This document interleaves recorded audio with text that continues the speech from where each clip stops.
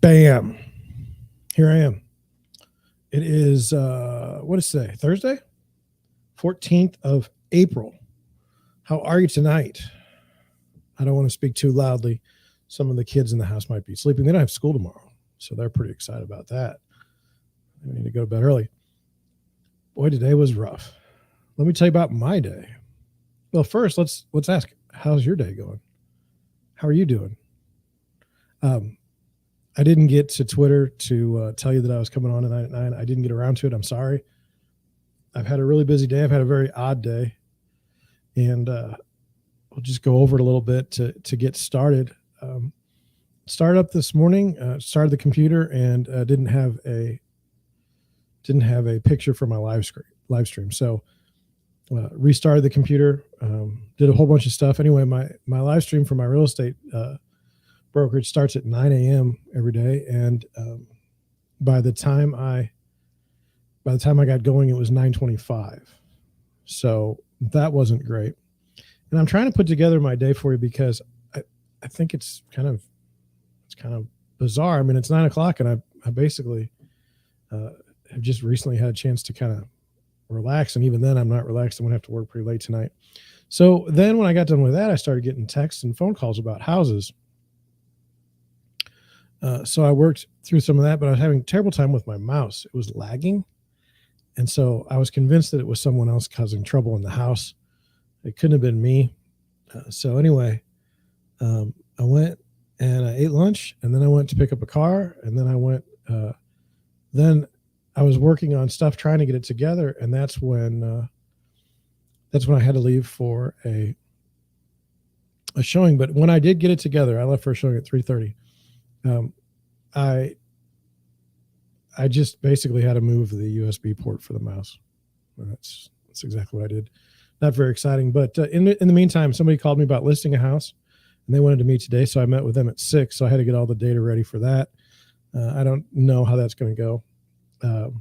Not as a complaint, I just don't know. And then showing that house was almost an hour away, back and forth, and getting comps for that. And I wrote an offer today for a house. So here I am at 9 o'clock, and there's so much social media that I haven't done for marketing for the real estate brokerage. And there's so much video editing that I haven't done for anything. It's embarrassing. But you know what? Whenever you get an accepted offer like I did today, it makes things a little bit easier. It takes the stress off. And believe you me, it is stressful when you don't have when you have contracts out and you don't get them. I've been going through that for weeks now. So how are you? How is work for you? You know, I'd be interested to know if I'm 44, if there's employees out there that are older than me in their 60s that have done the same job for a number of years where they're kind of comfortable. You tell me, does time go by fast? I mean, it seems like when I wake up, the day is over in a blink of an eye. I mean, it's 9 o'clock, and I barely got dinner before I got online, and I was filing and sending paperwork left and right everywhere that needed to be done in a timely manner. Does it just go by even faster? Because honestly, I can remember when I was a kid, we'd go on a road trip, and I'd be so miserable. You mean hours in the car? Hours in the car, and I don't know why, but for some reason, when I like right now. The kids and we've always gone on road trips, and I've taken them many, many hours and very far away. So I don't know. I was just curious to what you guys thought. I got a text here from a client. I want to check it real quick, and I'm sorry that a politically charged text on my work phone. Anyway, time goes by fast for me now. Even when I was in college, it didn't go by this fast. Like I had time to lounge around, which I mean, we've got Easter coming up literally on Sunday. I've not cut the grass. I've not cleaned up the backyard. I've not changed the lawnmower blade. I have not changed the oil in the lawnmower.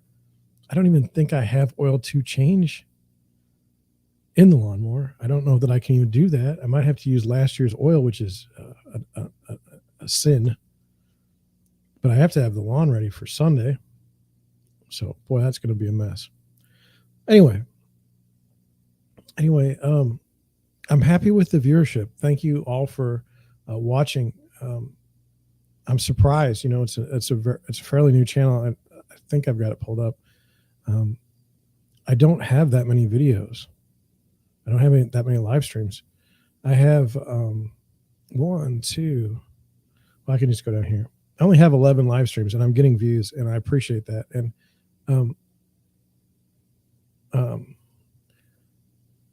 I appreciate it. Now, I know a lot of you don't watch the show live, and I would just say this: I stream at 9 and 9.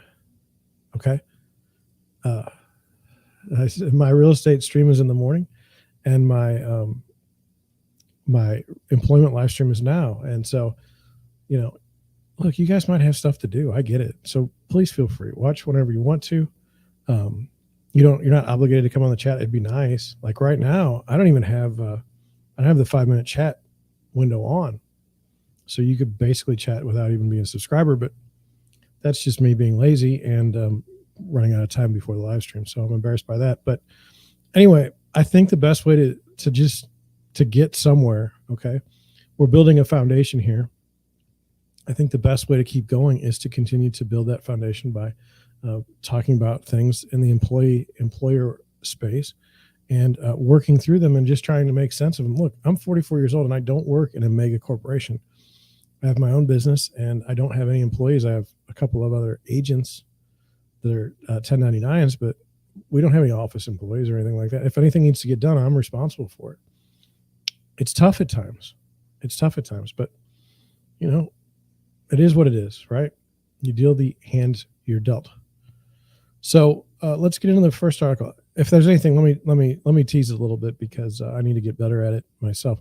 Here's some of the things that we're going to talk about tonight. We're going to talk about the inflation spiral and how that affects wages. A story out of, I think, Minnesota that public defenders are striking. Then we got an OSHA article about roofers. And then how to show employees that you care on the cheap. I always thought that was kind of interesting. You know, as I'm older, I try to compliment people as often as possible.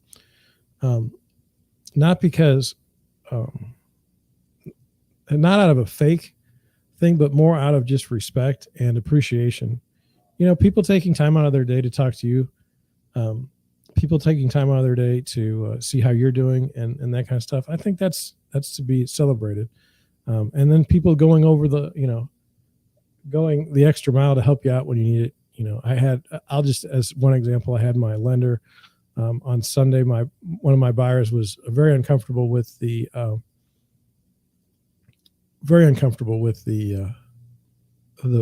setup with the mortgage. And he, in fact, I texted him the day before on Saturday night. He texted me back at 11 and said, "Hey man, I'm sorry. I'm not in the office, but I'll get up in the morning and we'll start."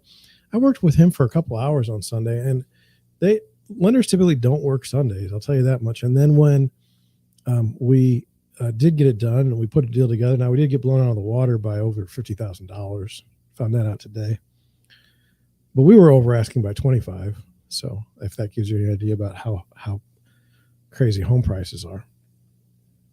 But I appreciated it, and I often tell people that work with me, you know, thank you, and I appreciate you. I think it's important, and I think it's important to not be patronizing. What's fascinating is I'll do it, and then the other people don't. There's no reciprocity, so they won't say, "Hey, I appreciate working with you as well."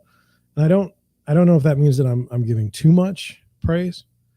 But I'll tell you what, at 44, it's a lot easier to do those kinds of things than it was when I was in my 20s.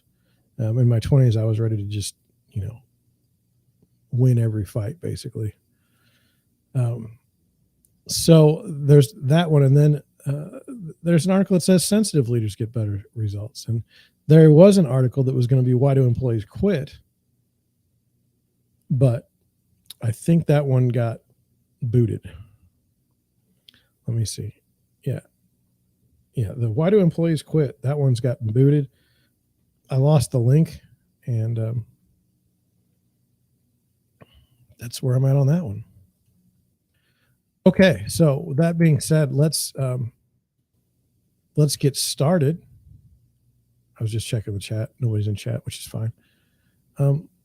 And give me a second because I want to make sure that the camera's working. The camera's working, and I want to make sure the microphone's working. Okay, so that's good. So let's close that, and then let's share. Let's do it like this. We'll do this. Yesterday, when I watched the live stream replay, camera was doing something funky, and I don't know why. But hopefully that resolves itself today. And then, can you see? Okay, you can. Okay, this was an article I thought it was interesting. It's here's the headline. It says, and by the way, I pulled up all my tabs, but I haven't looked at anything, so they might be kind of ugly. I might have to click out of a bunch of stuff. But this is the first article. It says workers are earning more, but inflation means they can afford way less. And this is what the problem is with inflation. In a good economy, you would want wage growth to increase with inflation, because in a very hot economy, you will have inflation. You will. But you can also have inflation when you don't have a hot economy. So that's just something to keep in mind. Maybe we're being hoodwinked and bamboozled. But let's get into this one and talk about it. It says some workers secured their largest wages. Here, see, there's a pop-up. In years in 2021, as companies competed to retain employees amid record high job openings. But while the number on workers' paychecks might be higher, it's not going to go as far as they might have hoped, thanks to staggeringly high inflation in the United States. February continued the months-long streak of record-setting inflation. U.S. consumer prices were up 7.9% compared to a year ago, the highest increase since the early 1980s, according to the latest report from the U.S. Bureau of Labor Statistics. Gas, food, and rent prices drove the increase, and with gas prices likely to keep rising because of the war in Ukraine, inflation is expected to get even worse. It says headline inflation dodged the 8% bullet in February, but only by a tenth, and it will break that barrier quite comfortably in March. Ian Shepherdson, economist at Pantheon Economics, wrote in a research note he expects inflation to reach a peak between 8.2 to 8.4% next month. It's not good. It says all of this is bad news for the average American.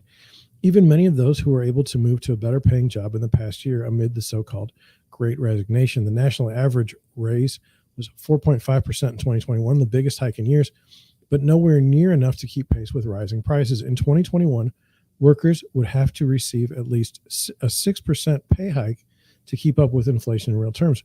Workers might be earning more, but they can afford less. I mean, this is a problem because, can companies continue to pay more? I mean, that's the issue. I mean, can they pay more, or will they hurt themselves by doing that? It says some employees report that inflation adds insult to injury, says Daniel Zhao, senior economist at employee review site Glassdoor.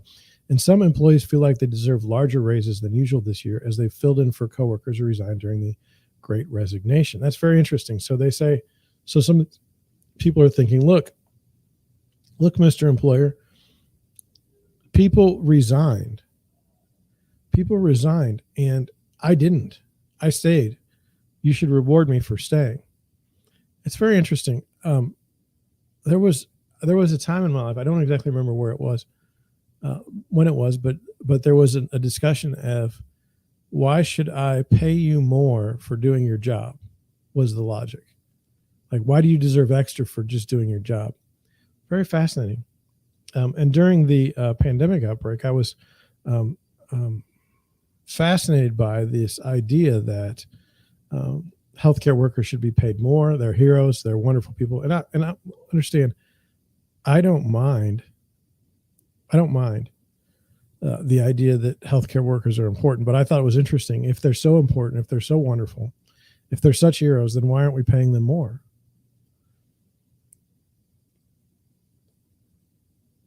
I mean, that was just, I thought that was a reasonable question.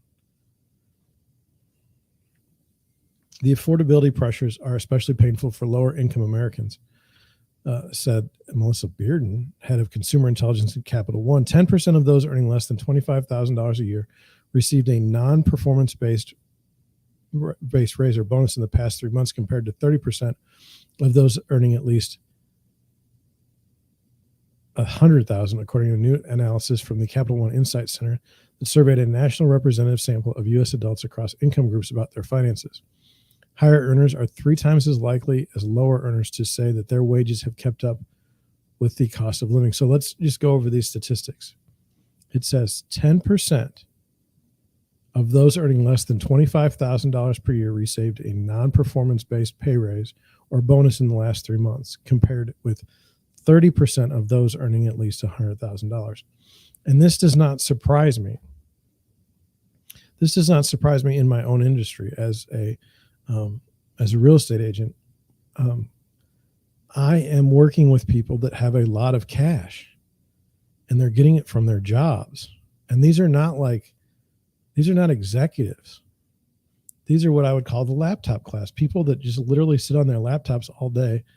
And I don't even know that their jobs are that important. And I don't mean to say that in a negative way, but they seem to have found a way to rig it so that they get pay increases, while the person that actually does work in an organization, they don't get paid anything. It's very strange. It's very strange. And I think maybe if I was in college, I think that the belief would be something along the lines, well, I went to college and you didn't, therefore I'm worth more. But as you go through life and watch some of these people that graduated college be borderline brain dead and unable to do anything constructive, you wonder, other than talk, you wonder, like, why would these people get paid more? It doesn't make any sense. It says, but all Americans are feeling the sting. Capital One's report found that 26% of consumers were unable to pay at least one bill in January, and 62% of respondents have reduced their discretionary spending because of inflation. I know in my family, we have reduced our spending. I'm not proud of it, but if you've ever looked at like steaks, nice cuts of beef, even at Costco and Sam's, the prices are just out of control. And so we haven't bought, I can't tell you the last time we had a steak. And certainly can't tell you when the last time is we had steaks for the entire family. For a birthday party or something. Just can't afford it. And it's tough. It's tough, but you do what you can. Americans of all income levels are feeling the impact of inflation, but finding comparable wage growth elusive. Let's read that again because I didn't really process it. Americans of all income levels are feeling the impact of inflation, but finding comparable wage growth elusive. So what they're saying is basically inflation is attacking everyone. I feel like inflation is a tax on the poor. I think it's a vicious tax on the poor. And I think that the government has done a poor job in curbing inflation. And since before Biden, Biden's a mess, but so was some of the Trump policies. So anyway, and we can go on someday about the Federal Reserve and whether or not that's or a fiat currency even. We can go with that. But anyway, let's continue.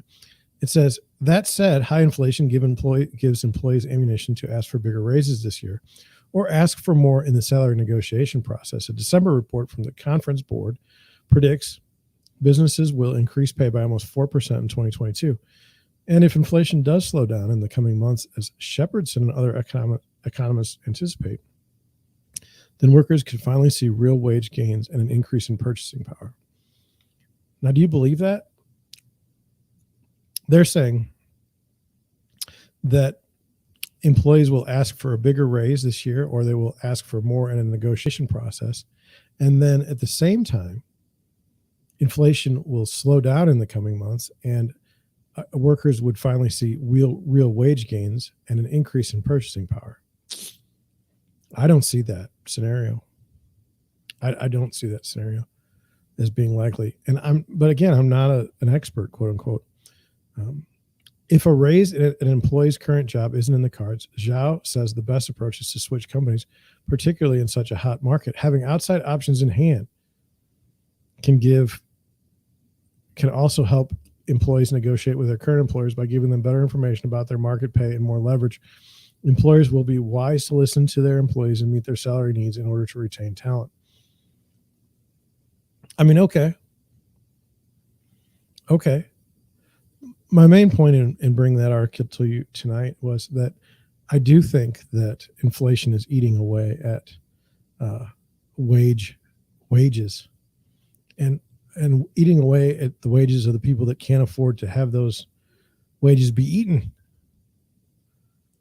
It's a bad thing. And now, I'm just going to put it out there. I was just thinking about, Disney's fighting right now for LGBTQA plus, IA plus. I don't know if question mark is in there, but anyway, they're fighting for the rights of these people. That's what they say they're doing in Florida. Do you ever see companies like Disney, Pepsi, Coca-Cola, any company fight the government to tell them that inflation is ridiculous and they need to work on it? Why is it that we look for companies to involve themselves in social matters, but not in economic ones? You would think that they would have some insight into the economics. Is there a reason why they don't involve themselves in that? I mean, I'm not trying to complain, but the Biden administration just increased the average miles per gallon in automobiles and light trucks, out like 20 years. Did the automakers fight or do anything about that? No, they just kind of laid over and died. It's really bad. So anyway, that's that article. Now let's get to another one. I thought this was interesting because I've never seen attorneys striking. I never thought that would happen. Partially because I thought they were always well paid. And maybe that was a misnomer. So let's go to that article. It says public defenders vote to strike. Justice system could come to a halt. Now, my understanding, I'm not a lawyer. My understanding is that public defenders in large cities have a real tough job because they have so many cases. They really can't devote a whole lot of time on any of them, which in a way hurts the defense of the people that they're called to defend. That's the logic. Now, I don't know if that's true. Again, I'm not part of the court system. I don't know anything about it. But anyway, I thought it was interesting to see these people striking. To me, being a public defender, if they are truly helping the downtrodden, is something that I feel like I could get behind. Now it's a fascinating thing. Again, I'm not an attorney, but let's say you have this person commit a crime, and that's bad, right? But they may have something wrong with or something, and so the public defender puts forth a plea deal. Instead of 10 years, gets 8 years for the person or something. Well, that seems good. That seems like a good thing. I mean, at least for the public defender, and then the idea that, you don't have any sort of representation for your defense, that's no good. So, I don't want to say that I don't want to kick public defenders. I think that it's easy to do that when trial lawyers will eat their lunch. They make more money and they can charge more. I mean, they can pay more to put up a defense. So anyway, I'm just talking to talk at this point. I don't know if that's true or not. You let me know in the comments or in the chat, what's up with the public defenders? Am I wrong? Okay.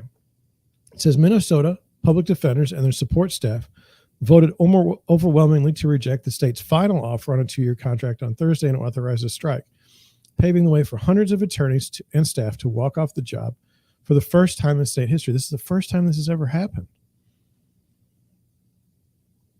I've never seen people so overwhelmingly furious about how we're being treated, said Darcy Sherman, who's worked as a public defender in Hennepin County for 9 years and serves as a steward for the Teamsters Local 320.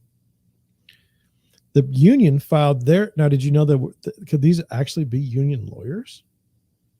Is that even possible? The union filed their intent to strike with the Bureau of Mediation Services, which kicks off a 10-day cooling period. during which the union and the board will have to enter mediation to try and work out a deal. If they can't reach a tentative agreement during that time, then some 170 attorneys and about 200 support staff could go on strike.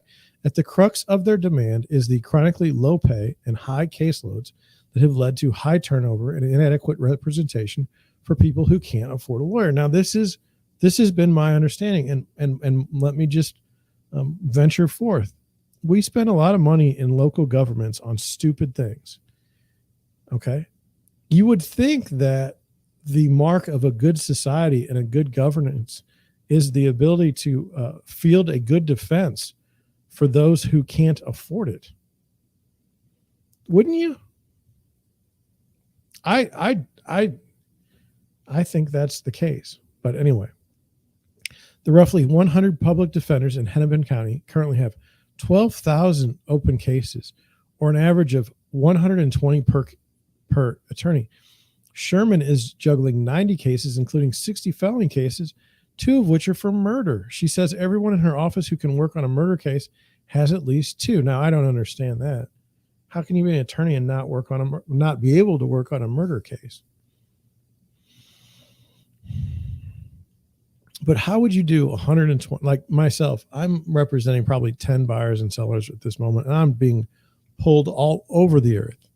I can't imagine 120 cases. It would just be amazing. It says the union is negotiating with the Minnesota Board of Public Defense, which employs the defense attorneys. Kevin Kayer, chief administrator of the board, acknowledged to state lawmakers in January they have just 75% of the attorneys and 68% of the support staff needed. But the offer from the board comes nowhere near bringing public defender salaries in line with those of prosecutors. Now, I don't know if that's the goal now. So do we know how many public prosecutors, what their caseload is? Now, full disclosure, I watched the Kyle Rittenhouse trial, and I felt that the prosecution was not that great. I just felt like they were like a step behind. Have I watched any other trials? Not to that depth in a long time. So anyway, let's continue. In a statement, the state public defender, Bill Ward, called the vote disappointing. The board is ready to continue negotiating in good faith, and we remain hopeful that an agreement can be reached so that we may continue to provide excellent criminal defense services to our clients. Now, see, he says he's continuing to provide excellent, whereas these people say that it's chronically low pay and high caseloads have led to high turnover and inadequate representation. So who's telling the truth? Is it their perception that they're using? Sherman earns $78,000 a year, less than the starting salary of a Hennepin County prosecutor. Okay. She estimates that she could make $50,000 more a year just by switching sides. She could earn even more at a private law firm, but she doesn't want to. Now, as in everything, in the real estate industry, there's different places you can choose to work. Like, I don't work in a corporate real estate office. It would stifle me and make me want to kill myself. I didn't mean to be so honest, but I just, that's not who I am. So when she says the next thing, I shouldn't have to be putting people in jail in order to be making a respectable salary. I should just get paid like the skilled, experienced lawyer I am when I'm on this side. Now, this is a question that is an open question that I really don't have the answer to. Should the prosecutor and the defense attorney both be paid equal wages? I don't understand why they wouldn't be. If you're both attorneys, okay, and you're both supposed to do a specific job on behalf of the state of Minnesota, that just seems to make sense. With public defenders representing about 90% of the people charged with crimes, a strike threatens to bring much of the justice system to a screeching halt. If public defenders strike in Minnesota, we shut the courts down. The possibility of a strike comes as the courts are already overwhelmed with the pandemic causing backlog of more than 11,000 cases. Striking presents a dilemma for public defenders, however, since the people who would ultimately be hurt are the defendants. They've sacrificed higher pay and lighter case loads to help. Now, let's just go over a society question. If there's 11,000 cases, that's the backlog. Are there too many laws? Are there too many criminals? 11,000 case backlog. I mean, that's terrible. That's been the hardest part for people wanting to go on strike. So we've been trying to figure out how to balance making sure that our clients aren't harmed. Sherman says she expects lawyers would continue to show up for critical proceedings that would hurt their clients to postpone, although they're not required to. Otherwise, supervisors who are not in the union will be responsible for bail hearings and representing low-income clients. So the supervisors in the office are not in the union, not represented by the union. I thought that's kind of fascinating. Public defenders say their caseloads have made it all but impossible to adequately represent their clients. In a survey conducted by the union in January, which is biased, and that's okay, 70% of attorney respondents said the Board of Public Defense had created working conditions that make it harder and impossible to meet ethical standards. Now, I think that's not good. Not good, even though it might be a slanted survey. 100 open cases would be overwhelming for any attorney, but public defenders have clients who may be distrustful and need help beyond court, like finding treatment or a place to live. I totally agree with this. This is really a problem. Even working nights and weekends without extra comp time, we can't meet client needs adequately, review discovery, research legal issues, write motions, and litigate the issues, said Kara Gilbert, an assistant public defender in Ramsey County, told state lawmakers in January. Gilbert said if they don't have time to watch police body camera footage, for example, they won't be able to see issues that they need to raise. We don't see the knee to the ribs when the client is on the ground. We don't see the gap where the video turns off and then turns on and the client has no bruises. Now, that is inflammatory. That is inflammatory. But I what I'm hopeful for is that this was done within the context of explaining, the situation. For instance, I forgot how many, I don't know how many hours there are of January 6th or any of this stuff, but I wanted to say there's something like 14,000 hours of footage or something. It's just ridiculous. If you had to watch all of that for your client or pay someone else, it would take decades. I mean, it's the society we live in. I mean, we're creating work just out of our technology. It says what they want. Public defenders have long sought pay parity with prosecutors who can earn tens of thousands of dollars more a year to prosecute people accused of crimes rather than defend them. An assistant county attorney at the top pay scales earned $20,000 more on average than a top earning public assistant defender, $135,000 versus $115,000. Now, that was kind of interesting. That lady said she could make $50,000 more on the other side, but it looks like it's $20,000 more. In some areas of the state, the chasm is much larger. Prosecutors can make more than $147,000 in Ramsey County, $152,000 in Stearns County, and $157,000 in Dakota County. They also want the state to hire scores of lawyers to lower case holds, bringing them in line with the national standard advised by the American Bar Association. I don't trust the American Bar Association at all in any way. I think they've been corrupted. Again, I'm not an attorney, and if you said point me to the exact space in which they've been corrupted. But anyway, what is the number for the caseloads?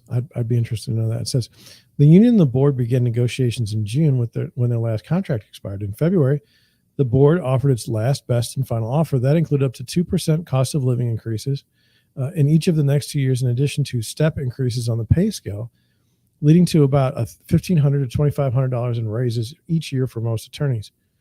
The board offered a 3.5% cost of living adjustments for support staff in the first year and 3% in the second year. Well, can you see where the problem is based on our previous article? Inflation's running at 6 to 8% per year. You're only giving me 2.5%. I'm losing money by just working. I mean, this is showing you what the issue really is. It says, taken together, the offer would result in a $1.1 million budget deficit in 2022 and a $2.2 million deficit in 2023 for the board. Now, I don't understand, how can they be running deficits when they make no profits?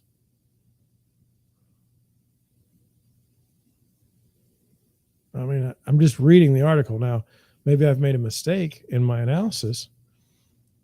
But anyway, the offer seems paltry to public defenders after years of small wage increases, even as inflation has soared the past year. Based on inflation, Sherman estimated she would end up with $1,300 less in buying power if they accept the Board of Public Defense offer. Now, this is the same person that said that they would be making $50,000 if they moved to the other side, but the article states there'd be more than $20,000 a year. So there's a little bit of a numbers oddity going on here. It says the union secretary treasurer says they're pushing for 3 to 4% cost of living adjustments and step increases, along with the option to renegotiate the entire pay scale this year if state lawmakers approve a proposal to increase their funding by roughly 50%. Wow, that's crazy. Union leaders say the Board of Public Defense has not agreed to renegotiate wages in the event of a funding boost.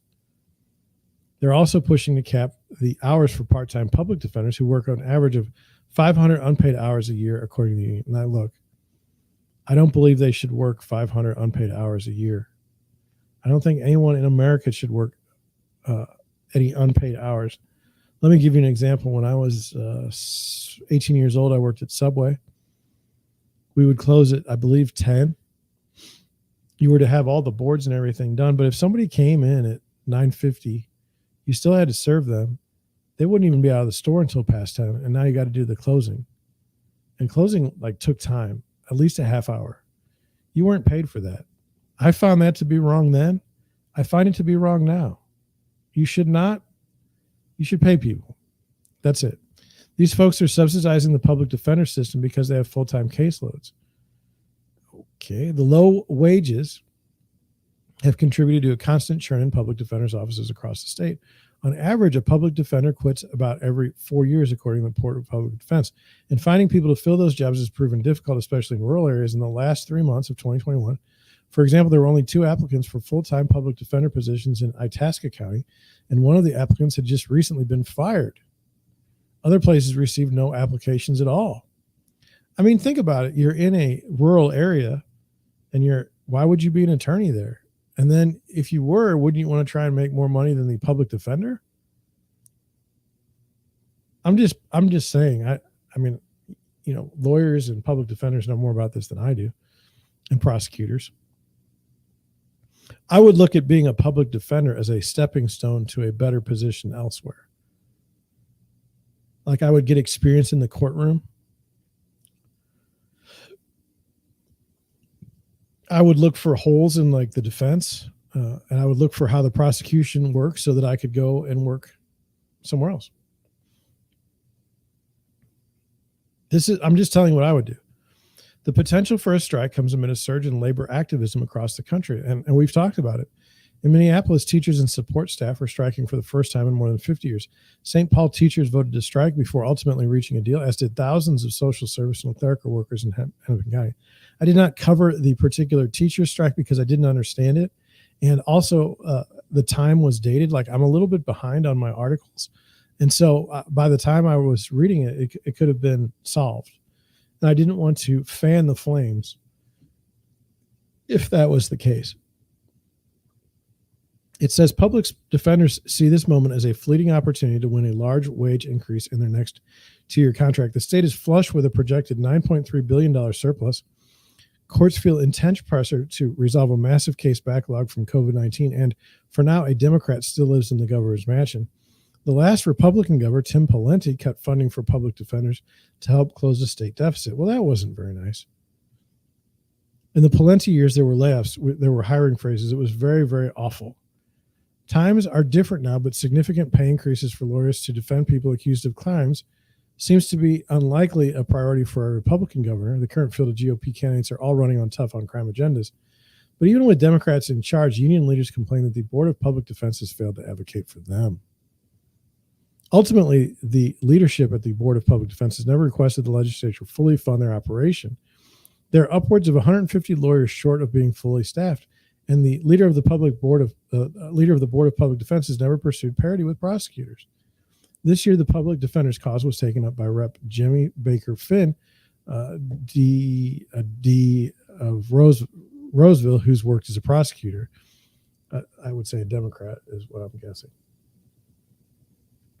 During the hearing of the State House Judiciary, Finance, and Civil Law Committee in January, Ward said it would cost an additional $50 million, a 50% increase to the board's $106 million budget, to hire enough lawyers, investigators, paralegals, and other staff to meet national standards. Becker Flynn then took that number and put it in a bill to direct that funding towards the Board of Public Defense in 2023. Becker Flynn also authorized a bill that would direct $84.2 million towards civil legal services by 2023 to help low-income Minnesotans with evictions, court-ordered protections, challenging denials of disability benefits, and other cases for which people are not guaranteed representation. That's very interesting. We always think that we have a public defender in case we're in a deal, but apparently that's not the case in Minnesota. Flynn says the leaders of the Board of Public Defense have been too timid at the legislature. It boggles my mind that you would not start at a place of looking at what you need to function and then figuring out how to get that. If you don't even ask, then of course you're never going to get it. During January's committee hearing, Ward acknowledged that he had never asked for a full funding because it would seem to be a pipe dream. Our budget was cut in 2008, 2009, and 2010. I laid off 17% of my staff. It took us 6 years just to get back to the deficit we're faced with. No, we've never asked for an additional $50 million, but we've certainly been very, very upfront about the national standards. What do you think? Did you know that lawyers were in the union, represented by the Teamsters? I did not know that. I think that's interesting. Moving on. I thought this was interesting. Maybe you will too. It says U.S. Department of Labor cites Appleton contractor twice in 6 months for exposing roofing workers to deadly fall hazards as penalties mount. Now, to me, working on a roof is inherently dangerous. The chance that you could fall seems high. Appleton, Wisconsin, despite the seriousness of the consequences of its actions, an Appleton-based contractor was again cited for exposing workers to deadly fall hazards after a U.S. Department of Labor OSHA inspector observed 6 roofers atop a 2-story Algoma duplex on November 2nd, 2021, about 6 months after the contractor's last citations in June of 2021. After OSHA found Apple Roofing Solutions had again failed to provide fall protection equipment to workers, train them on its use, and provide a ladder extended at least 3 feet above the landing surface, the agency issued 1 willful, 1 repeat, and 1 serious violation. Proposed penalties total $50,000. Now, I think OSHA is a terrible organization.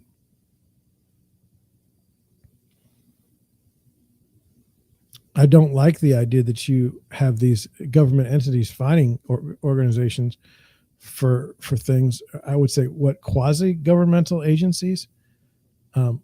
These people, you should have the right to a trial.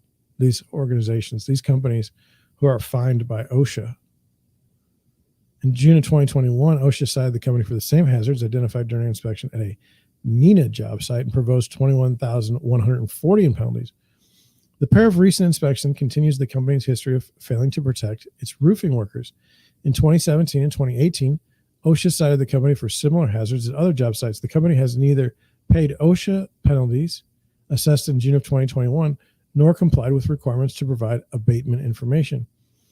It says Apple Roofing Solutions continues to show a flagrant disregard for the safety and well-being of its workers and the law. Fall hazards make roofing work among the construction industry's most dangerous jobs and among OSHA's most frequently cited hazards.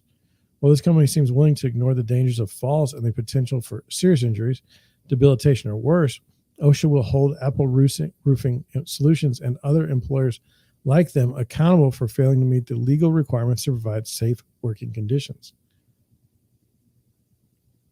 The Bureau of Labor Statistics reports that in 2020, that 1,008 construction workers died on the job, with 351 of those falls from elevation. Kind of a surprise to me. 1,008 construction workers dying, 351 of falls. What are the other 650 deaths from? OSHA's Stop Falls website offers safety information and video presentations in English and Spanish to teach workers about hazards and proper safety procedures. Learn about OSHA's national. No, I don't want to. The company has 15 days from receipt of its citations and penalties to comply. Request an informal conference with OSHA's area director or contest the findings before the Independent Occupational Safety and Review Commission. Now, I don't think I'm going to be too revolutionary here. I don't want workers to be injured, okay? And I want employers to be able to afford and benefit from safety practices that help their employees stay safe. We don't know if these fall protection hazards are, if the workers are voluntarily avoiding them because it's difficult for them to do their job with these types of things in place. Maybe they feel that they're even more dangerous than the way they're currently working. I mean, there may be a good reason for why this is occurring. And to me, it feels like maybe OSHA isn't looking into those reasons and maybe understanding them from this business point of view. I don't want to see any employee. Honest to goodness, I don't want to see people get injured in a cooking environment, a kitchen where you're working with knives. I don't want in a welding situation. I don't want in a roofing situation. Anywhere. I don't want you to be in an office and slip and fall on a banana peel. Although I've never seen that happen, which kind of makes you wonder, where did that come from? Anyway, that's where I'm at on this. We could go into different branches. What do you think about OSHA? I don't know. Let's move on. It says 5 thoughtful, inexpensive ways to show employee appreciation. Now, I thought that was a nice idea. And I told you earlier in the program, like, I like to praise people. Unappreciation is unfortunately rising in the workplace. Nearly half of American workers have left a job because they feel unappreciated, according to findings in a recent study conducted by one poll on behalf of Bonusly. So now, can we trust this? I don't know. Feeling unappreciated by the management is an issue many employees face throughout their career. Some feel it daily. 63% of respondents said they feel unappreciated by their employer on a daily basis. Leadership can combat these feelings by making positive moves that show employees how much they are valued in the workplace. Here are a handful of ideas. It says show recognition with handwritten notes. Now, I just want you to understand myself, okay? I can't write. My writing looks like that of a serial killer. I'm not a serial killer, but mine does look like that. So I don't think I'm helping anybody by writing a handwritten letter. Douglas R. Conant, former CEO of Campbell's Soup Company, sent 30,000 handwritten notes to the company's employees. In an article with the Harvard Business Review, Conant said that writing these notes showed employees that he was personally paying attention and celebrating their accomplishment. By picking up a pen and writing these notes, Conant was able to build goodwill and higher productivity. No statistics given to back that claim up. Logan Mallory, VP of Motivosity, recommends showing your genuine appreciation for an employee in the form of a handwritten note or personalized email. Now, I'll tell you what, I don't think emails are that great. I mean, anybody can do that. What should you write about? It says personalize each note or email by highlighting some of the employee's outstanding achievements and fantastic qualities they bring to the workplace. Celebrate a work anniversary and recognize other individual occasions where their contributions make a big difference. If you're unable to write a note or email, consider meeting for a face-to-face heartfelt chat. You can tell the employee in person over Zoom how much they matter in the workplace. Handwritten notes and personalized emails help increase recognition and ensure employees feel appreciated in the workplace. Plus, it costs nothing to shout out your hard-working team.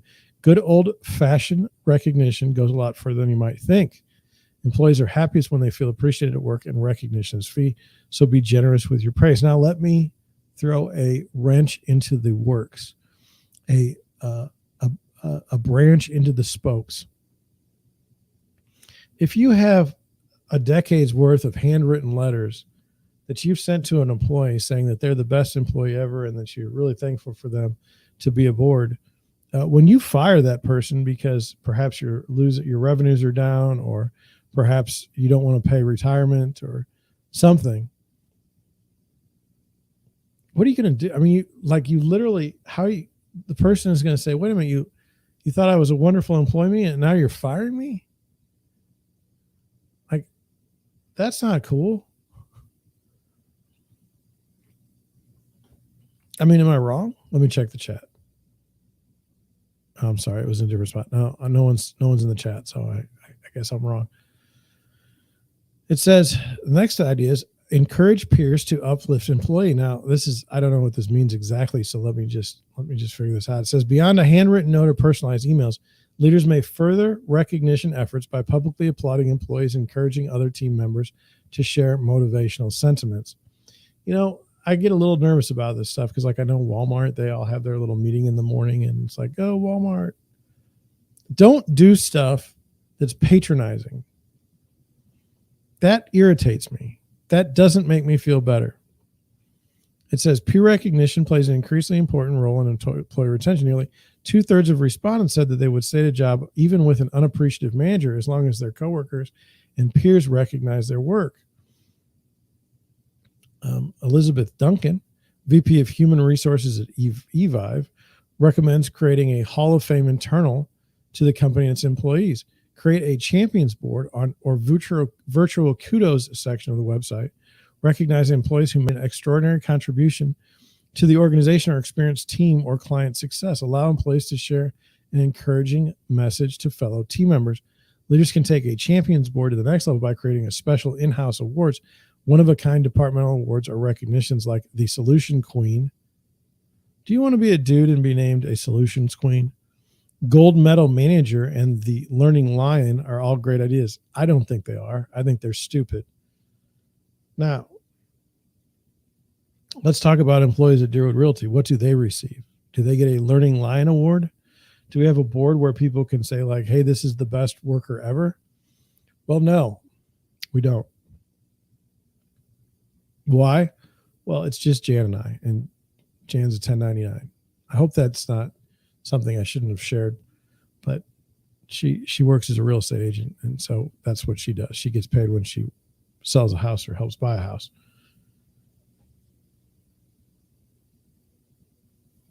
I just don't feel like I'm ever going to have the type of company where I want to be doing stuff like this.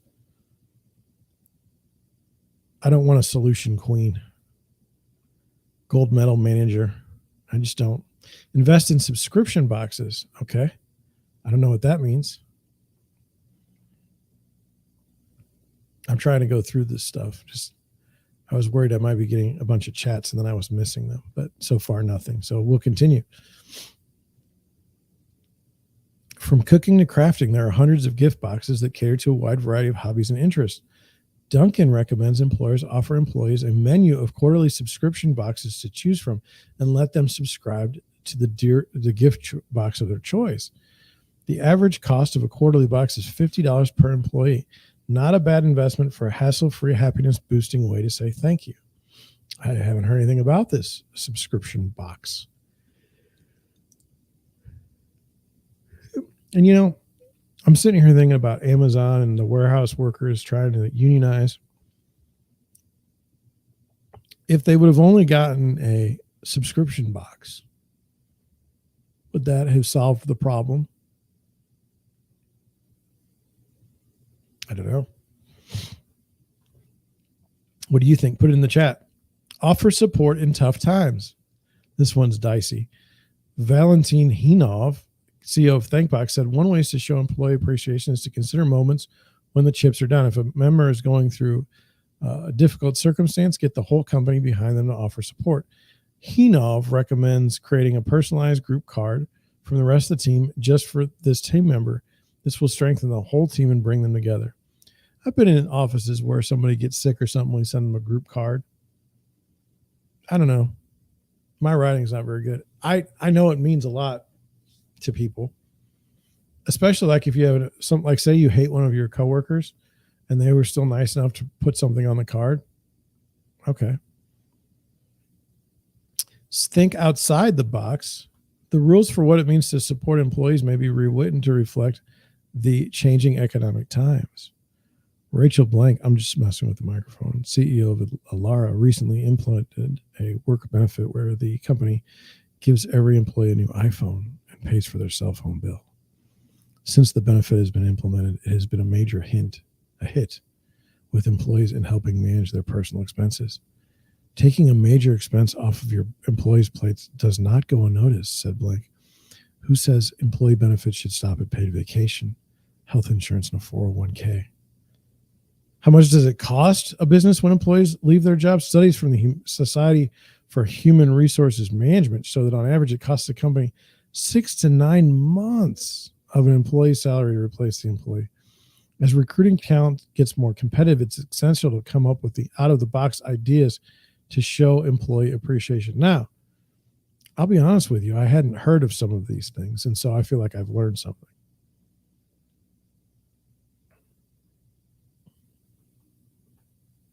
I don't want to go over anymore.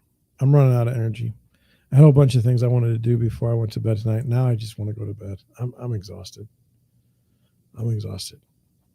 So let's go back over things. Let's go over what did we learn today.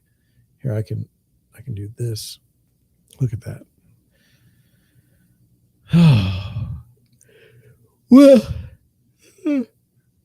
we learned that when you get a raise of 2% and inflation is 8%, it really didn't help you very much. We learned that public defenders are union employees in the state of Minnesota and that they are fighting for higher wages. We learned that OSHA will find you if you are a roofer, and they will fine you.